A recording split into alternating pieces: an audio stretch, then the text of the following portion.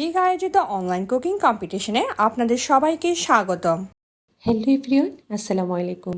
Big online cooking কম্পিটিশানে দ্বিতীয় রাউন্ডের আমি একজন প্রতিযোগী। আর আমাদের দ্বিতীয় রাউন্ডের প্রতিযোগিতার বিষয় নির্বাচিত হয়েছে আঞ্চলিক রান্না।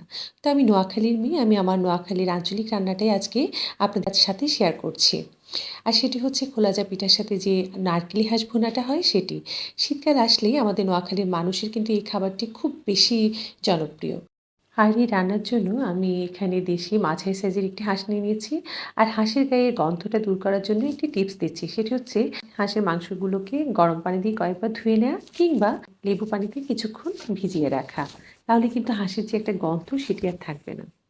তো রান্নাটা শুরু করছি, তার আগে উপকরণগুলো দেখিয়ে নিচ্ছি। এখানে আদা রসুন বাটা আছে, ধনে জিরে গুঁড়ো আছে, লবণ, সরিষার তেল, হলুদ মরিচের গুঁড়ো, নারকেল বাটা, জায়ফল জয়ত্রী পোস্তদানা, আবার একটু পেঁয়াজ আছে বাটার জন্য, তেজপাতা, এলাচ, লবঙ্গ, দারচিনি, কালো গোলমরিচ, লাল মরিচ। এছাড়াও আরও একটা উপকরণ আছে, সেটি পরে আমি দেখাচ্ছি। প্রথমে চুলে একটি প্যান বসিয়ে এতে দিয়ে দিচ্ছি 1/3 কাপ পরিমাণ সরিষা তেল। এই রান্নাটায় সরিষার তেলটা ব্যবহার করলে ভালোই লাগে, তবে আপনি ইচ্ছে করলে সাদা তেলও দিতে পারেন। তারপরে দিয়েছি গরম মশলাগুলো এবং লাল মরিচটা হালকা একটু ভেজে নিচ্ছি। একটু ভেজে যখন একটু ঘ্রাণ বেরোবে তখন এতে দিয়ে দেবো পেঁয়াজ কুচি। আর এখানে আমি আধা কাপ পরিমাণ পেঁয়াজ ব্যবহার করছি, কারণ আমি এক্সট্রা আবার পেঁয়াজ বাটা দেবো। তো এখানে আমার আধা কাপ পেঁয়াজ কুচিটাই আমি দিচ্ছি। পেঁয়াজটা নরম হতে হতে আমি এখন জায়ফল জয়ত্রী পোস্তদানাটা ব্লেন্ড করে নেব। আর এই জন্য আমি ব্লেন্ডার জারে নিয়ে নিচ্ছি, আর সাথে 1/4 কাপ পরিমাণ পেঁয়াজ কুচিও দিয়ে দিচ্ছি। আর আমি এখানে একটি জায়ফল, 1.5 টেবিল চামচ পোস্তদানা এবং সামান্য জয়ত্রী ব্যবহার করেছি।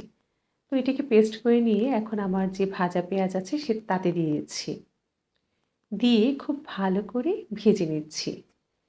অল্প কিছুক্ষণ ভেজে নিয়ে এখন আমি এতে দিয়ে দেব আদা রসুন বাটা।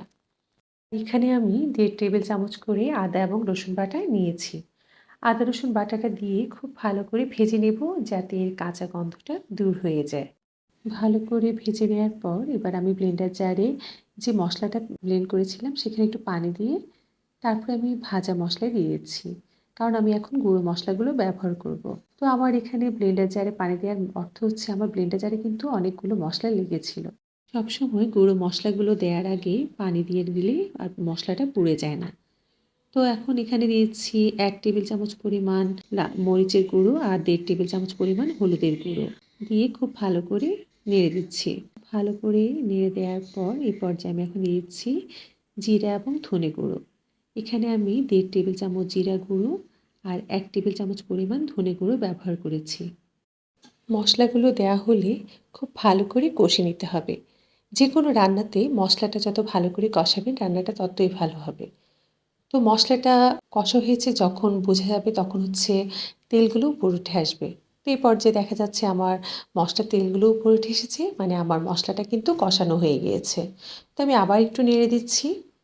নেড়ে দিয়ে এখন আমার আগে থেকে ধুয়ে রাখা হাঁসের মাংসের টুকরোগুলো দিয়ে দিচ্ছি, দিয়ে খুব ভালো করে নেড়ে দিচ্ছি। নেড়ে দেওয়ার পর এখন এতে আমি দিয়ে দেবো স্বাদ মতো লবণ।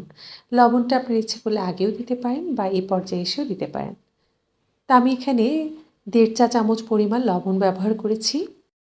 লবণটা দিয়ে লবণ এবং মশলার সাথে হাঁসের মাংসের টুকরোগুলোকে খুব ভালো করে মিশিয়ে নেব। নিয়ে একটি ঢাকনা দিয়ে ঢেকে দেব। ঢেকে এটিকে প্রথমে 10 মিনিট কষাবো। 10 মিনিট পর ঢাকনাটা উঠিয়ে দেখতে পেলাম অনেকখানি পানি বের হয়েছে। আর এই পানি দিয়ে কিন্তু আমার হাঁসের মাংসটা কষানো হয়ে যাবে। তা আমি একটু নেড়ে দিচ্ছি। কিছুক্ষণ পর পরই কিন্তু নেড়ে দিতে হবে, না হলে কিন্তু তলানিতে লেগে যেতে পারে। তো আমি ভালো করে নেড়ে দিয়ে আবার ঢাকনা দিয়ে ঢেকে দিচ্ছি। এভাবে আমি আরও 10 মিনিট এটিকে কষে নিয়েছি। 10 মিনিট পর আমি ঢাকনাটা উঠিয়ে দেখলাম আমার হাঁসের মাংসটা কিন্তু খুব ভালোভাবেই কিন্তু কষানো হয়ে গিয়েছে। তো আমি খুব ভালো করে নেড়ে দিচ্ছি। তো এখানে আমি আরেকটি উপকরণ ব্যবহার করছি, সেটা হচ্ছে শীতের নতুন আলু। আসলে এই রান্নাটায় যদি এই আলুটা ব্যবহার করি স্বাদটাও বহুগুণে বেড়ে যায়। আরেকটা বিষয় হচ্ছে খোলাজা পিঠার সাথে কিন্তু এই আলুটা খেতে দারুণ লাগে। তো আমি এখানে 3টি মাঝারি সাইজের আলুকে বড় বড় টুকরো করে কেটে দিয়ে দিয়েছি। দিয়ে এবার একটি ঢাকনা দিয়ে আবার ঢেকে দিয়েছি, আবার 10 মিনিট কষে নিয়েছি। তো আমার আলুসহ হাঁসের মাংসটা কষানো হয়ে গিয়েছে। তো আমি আবার একটু নেড়ে দিচ্ছি। নেড়ে দিয়ে এই পর্যায়ে আমি এখন দিয়ে দেব মেইন একটি উপকরণ, সেটা হচ্ছে নারকেল বাটা। আর এখানে আমি আধা কাপ পরিমাণ নারকেল বাটা ব্যবহার করেছি। এখানে আপনারা নারকেলের দুধটাও ব্যবহার করতে পারেন, তবে আমার কাছে নারকেল বাটাটা দিলে বেশি ভালো লাগে। তো নারকেল বাটা দিয়ে আমি খুব ভালো করে আবার মিশিয়ে নিচ্ছি। খুব ভালো করে মিশিয়ে নেওয়ার পর ঢাকনা দিয়ে আবার ঢেকে 10 মিনিট কষে নিচ্ছি। আসলে হাঁসের মাংসটা যতই আপনি কষে কষে রান্না করবেন, হাঁসের মাংসের টেস্টটা অনেক বেশি ভালো আসবে। তা আমি 10 মিনিট ধরে আবার কষে নিয়েছি। 10 মিনিট কষানোর পর আমি ঢাকনাটা উঠিয়ে একটু নেড়ে দিয়েছি। নেড়ে দেওয়ার পর এ পর্যায়ে আমি ঝোলটা দেব। আর এর জন্য আমি এখানে 4 কাপ পরিমাণ ফুটন্ত গরম পানি ব্যবহার করেছি। আপনারা অবশ্যই রান্নার চেষ্টা করবেন গরম পানিটা ব্যবহার করতে। পানিটা দিয়ে আবার আমি একটু আলতো হাতে নেড়ে দিচ্ছি। নেড়ে একটি ঢাকনা দিয়ে ঢেকে দিচ্ছি। তারপর এটিকে আমি রান্না করেছি 20 মিনিট। তবে এখানে একটি কথা হচ্ছে, হাঁসের ধরন অনুযায়ী আপনারা পানিটা বাড়িয়ে কমিয়ে দিতে পারেন। তো আমি আমার হাঁসেরও ধরন অনুযায়ী 4 কাপ পানি দিয়েছি। তো আমি এটিকে রান্না করেছি 20 থেকে 25 মিনিট। 20-25 মিনিট রান্না করার পর আমি ঢাকনাটা উঠিয়ে দেখলাম আমার হাঁসের মাংসটা কিন্তু প্রায় হয়ে এসেছে। তো এ পর্যায়ে আমি আবার একটু নেড়ে দিচ্ছি। নেড়ে দিয়ে একেবারে শেষ পর্যায়ে এসে আমি এখন দিয়েছি 1 চা চামচ পরিমাণ গরম মশলা গুঁড়ো। এখানে আপনারা ভাজা জিরে গুঁড়োটাও ব্যবহার করতে পারেন। আমি এখানে গরম মশলা গুঁড়োটাই ব্যবহার করেছি। দিয়ে একটু ভালোভাবে আবার নেড়ে দিচ্ছি। নেড়ে আমি এটিকে 5 মিনিট চুলায় রাখবো। আর 5 মিনিট পরেই কিন্তু আমার হাঁস রান্নাটা কমপ্লিট। তো আমি এখন চুলাটা অফ করে দিচ্ছি। আর একদম শেষে এখন এখানে দিয়েছি 1 মুঠো পরিমাণ পেঁয়াজের বেরেস্তা। আপনারা ইচ্ছে করলে এটি দিতেও পারেন, নাও দিতে পারেন। তবে আমার কাছে এই বেরেস্তাটা দিলে খেতে ভালো লাগে, তো আমি একটু বেরেস্তা দিয়ে দিচ্ছি। তো এভাবেই কিন্তু হয়ে গেল আমার অনেক মজার, অনেক স্বাদের, অনেক লোভনীয় একটি খাবার, নারকেলি হাঁস ভুনা। তো আপনারা এভাবে রান্না করে দেখবেন, আশা করি খুবই ভালো লাগবে। তো আমার রেসিপিটি আপনাদের কেমন লেগেছে জানাবেন কিন্তু। আর সবাই ভালো থাকবেন, সুস্থ থাকবেন। আল্লাহ হাফিজ।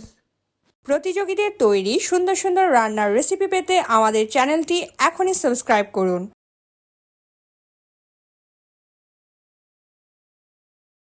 বিকের সাথে থাকার জন্য আপনাদের সবাইকে অসংখ্য ধন্যবাদ।